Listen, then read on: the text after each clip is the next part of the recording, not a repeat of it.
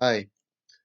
I've spoken about this, I think, on two other occasions. One of them was actually when I was working in China. I could still upload videos, even if YouTube was blocked, I could still upload videos. The second occasion was back here in the UK. Um, Both were on the subject of smoking. Um, so I want to just share my personal experience of this. I appreciate this won't be the same for everyone, but whether you're a smoker or a non-smoker, hear me out. It's just my personal experience.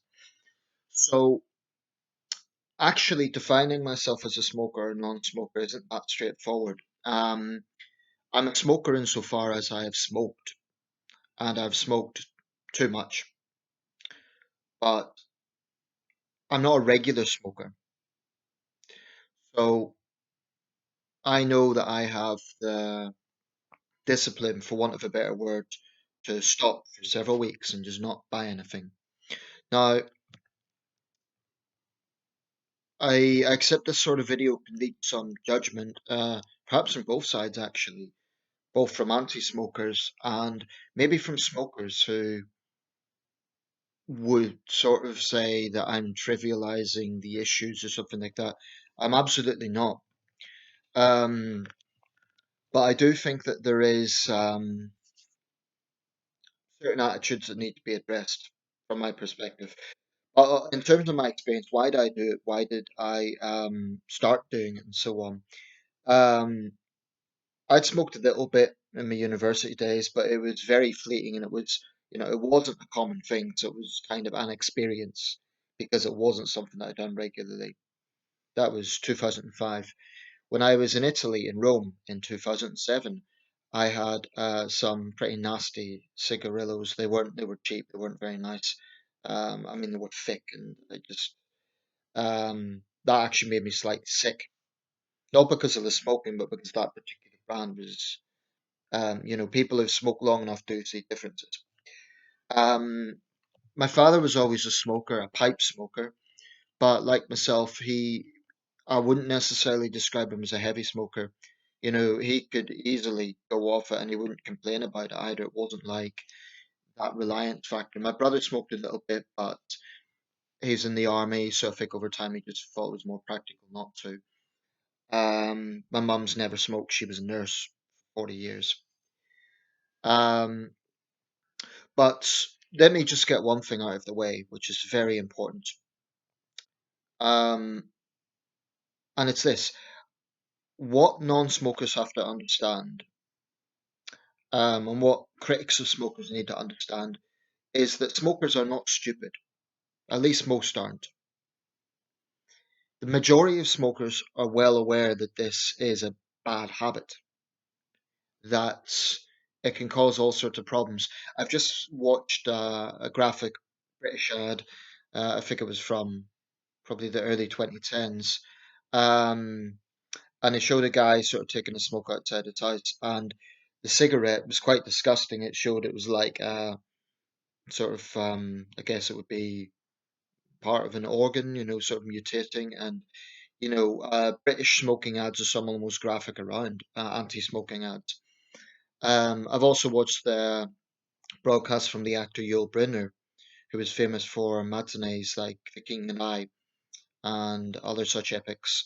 And he famously died of lung cancer in 1985, the year I was born. And he made this very stark broadcast. It wasn't graphic, but he just said, whatever you do, don't smoke. Because he was paying the price of heavy smoking. But I do think there is certain things that um, need to be pointed out. So, for example, sort of graphic ads that you get on the back of photographs, I should say, that you get on the back of cigarette packets. And I'm not monetizing this video, so I've no copyright or promoting anything. I've got a few packets here just to demonstrate my point. Let's see. I've got quite a few. I'm not going to say how many, but um, I'll get a cigarette packet and a cigarillo packet. I should say cigars never really done it for me because there's a big difference between cigarillos, which are kind of mini cigars, and full-on cigars. I did try. In Newcastle, there is Newcastle upon Tyne.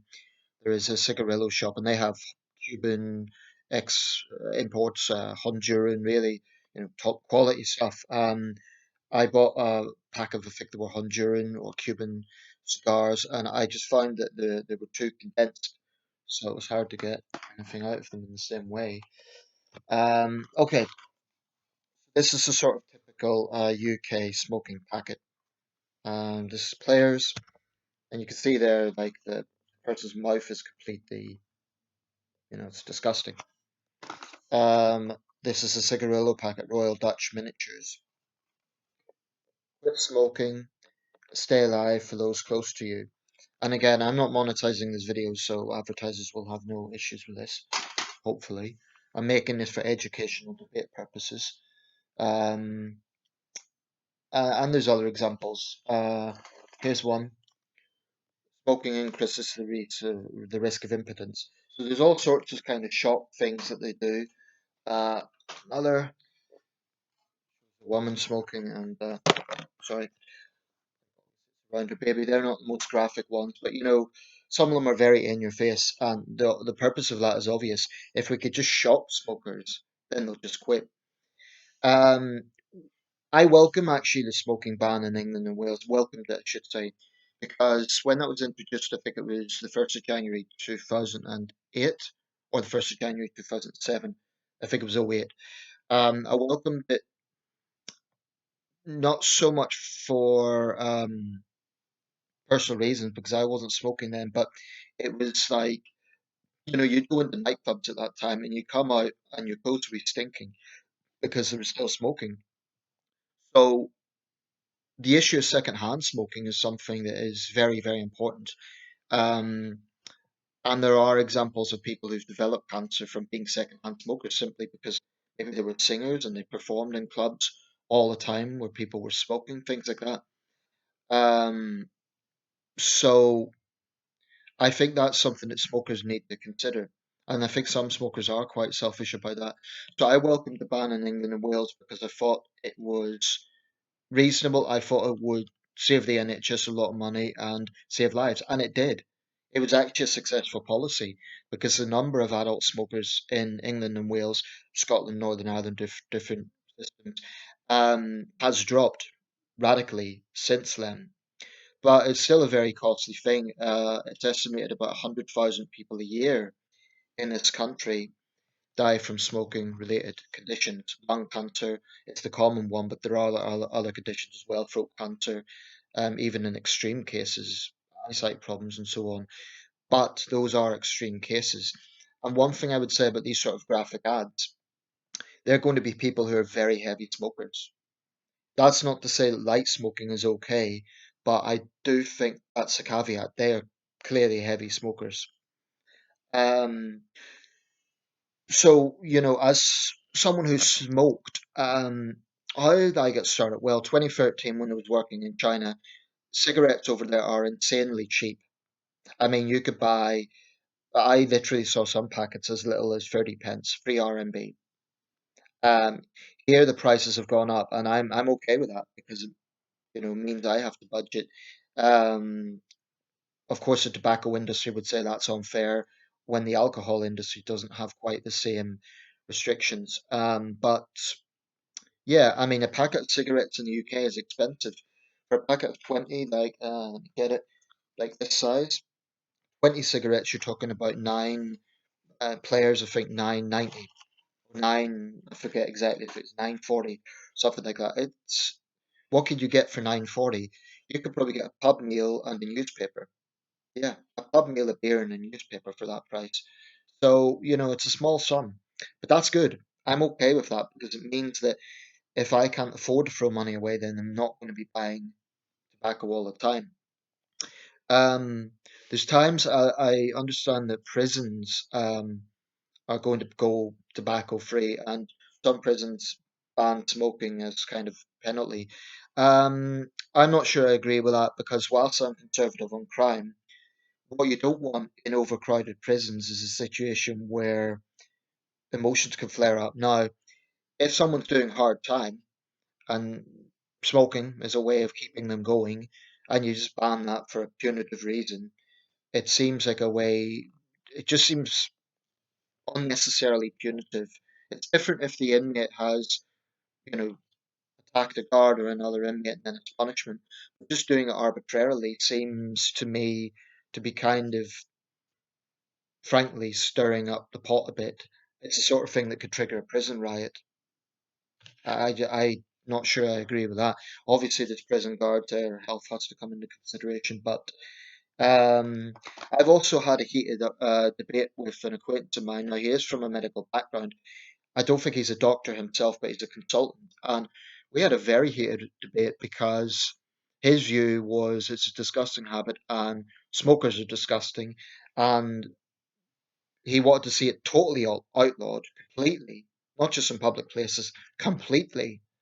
And I pushed him on this. I said, okay, so would you have a situation where the police would go into people's homes and arrest them for smoking?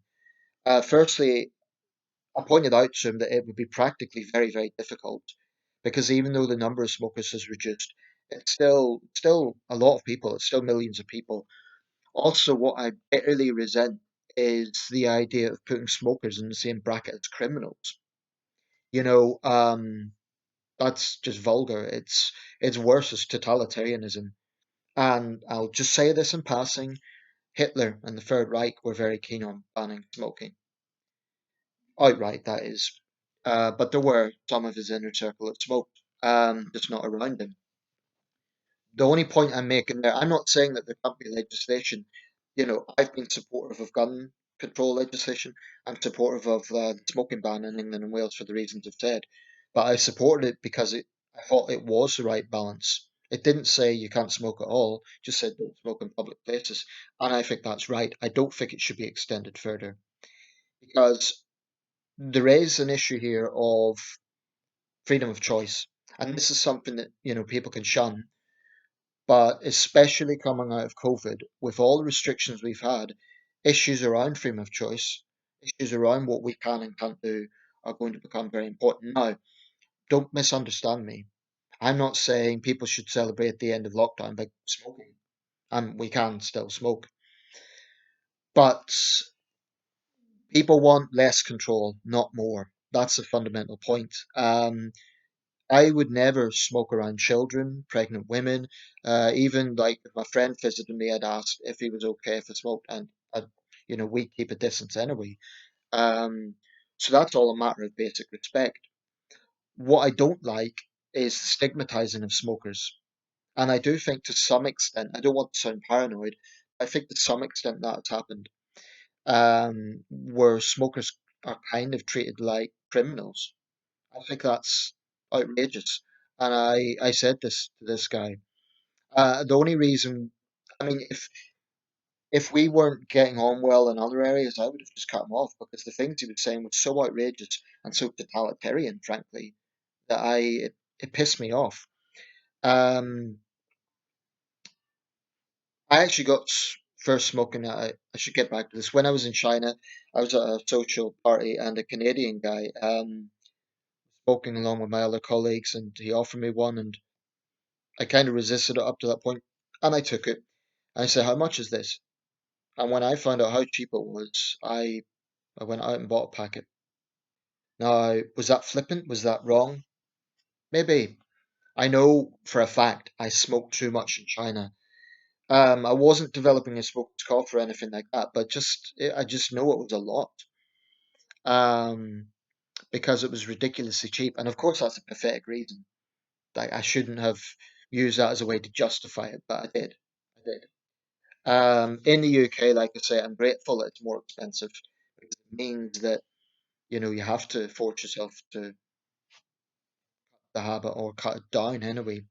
Um, and China, it goes without saying, smoking levels over there are really, really high. Um, Probably I would, if I'm just guesstimating here, I would suggest 60 to 70% of adult men and a growing number of adult women as well. Although it's still, women do smoke over there. It's a bit of a misconception that they don't, but less so than men. That is still true. Whereas in Western countries, it's about 50-50. In fact, in Britain, I think it's even slightly more women. But there is no question about it. If you don't stop smoking, there is a much stronger chance that you will get lung cancer, etc. I don't want to die before my time. I don't want to, in my mid 50s, have uh, sudden diagnosis of cancer, maybe even sooner than that. I'm 35 and I've been smoking on and off for 8 years now. It's a long time. That was that China experience I mentioned. Um, and I'm going to really make a conscious effort to just quit completely by March. For one reason, I'm applying to be a Royal Naval Reservist. I haven't said this before, and I don't want to talk in detail because I haven't got the job yet. So fair to go into more detail with that. Now, in the armed forces, smoking isn't prohibited for new recruits, although they will ban it in their buildings. But from a practical point of view, it's a very physical job, and I have to pass physical exercises. Now I'm quite fit. I try to exercise each day, but no matter how you justify it to yourself, you cannot be you cannot smoke and go to the gym intermittently. It has to be one or the other. You either smoke and you have that unhealthy lifestyle ultimately, or you have a healthy lifestyle. So I think what people need to understand with this is that smokers are not stupid. They know all the problems that's associated with it. But I do think there's a slight control aspect that smokers don't like. That when non-smokers say, "Oh, you really should think about quitting," yes, we should, absolutely. But then I would say, well, I actually had a guy who enjoyed drinking tell me that it was a bad habit. So, I'm frankly a little bit skeptical of people who are health fanatics. So unless they are an Olympic athlete or unless they're any athlete, that's a practical reason because it's about the job. But I'm a bit skeptical of people who sort of play holier than thou. They never drink, they never smoke, they never do anything. And that's completely their right. What's not the right, however, is to patronize others and then get judgmental. I mean, with smoking, it's a bad habit and the smoke goes around, but why do people do it? Let me try and address this. For me, like I say, I don't think I'm quite at the point of relying on it because I can go for quite a bit of time without it. But frankly, I do find it relaxing. The smoke itself, the patterns it makes, it's very relaxing. I just find when that happens, I get very thoughtful. I can read, I can think. There's also things that don't make sense. I mean, there's people who were heavy smokers, yet lived into old age, like Churchill is an example. Jeanne Calment is another example, the French supercentenarian. She was smoking in her really when she was a nonagenarian. So there may be, I don't know how much research has been done on that, but it's an area that might need to be explored. Nevertheless, that's probably more an exception than a rule. Most people who smoke heavily are likely to get lung cancer or some sort of problem when they're before their time. So anyway, I'll round this up. All I would say is most smokers know it's a bad habit, but they aren't going to thank you for telling them the obvious. They're not going to, I wouldn't go up to an overweight person and say, you really should try to lose weight, because you're more likely to have a heart attack. You're only 40 and you're always out of breath or whatever it would be. Obesity is a massive problem in Britain and America, yet particularly in the States, it's somehow taboo to talk about that. Oh, we can't say it, it's rude. Yet, stigmatizing smokers seems to be okay in America.